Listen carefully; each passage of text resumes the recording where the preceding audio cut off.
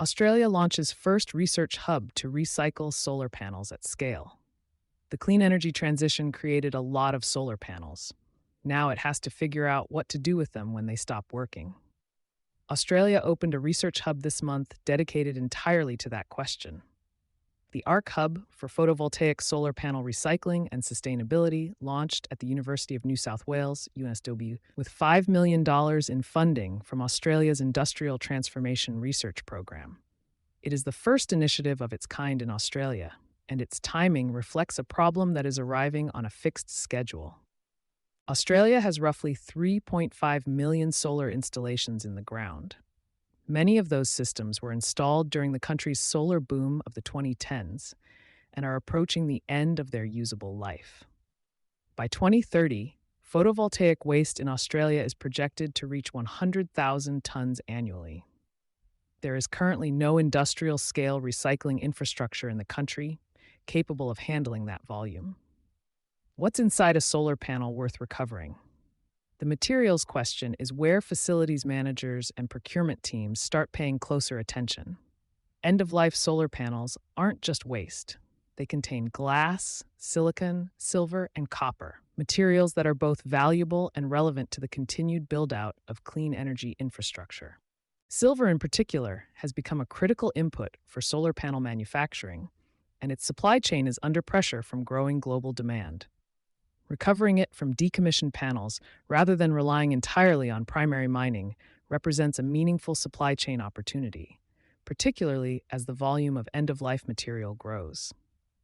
Hub Director Professor Yansong Shen, an expert in green metals recovery from UNSW's School of Chemical Engineering, framed the goal directly: move end-of-life panels away from landfill and toward a circular system where materials are recovered and reused.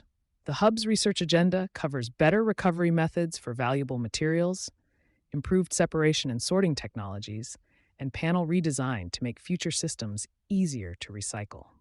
The circular economy angle for facilities and procurement teams. For organizations managing solar assets, the Hub's work has two practical implications worth tracking. The first is operational. As facilities teams plan decommissioning timelines for aging rooftop or ground-mounted systems, the availability of credible recycling pathways affects both the environmental footprint and the cost of end-of-life management.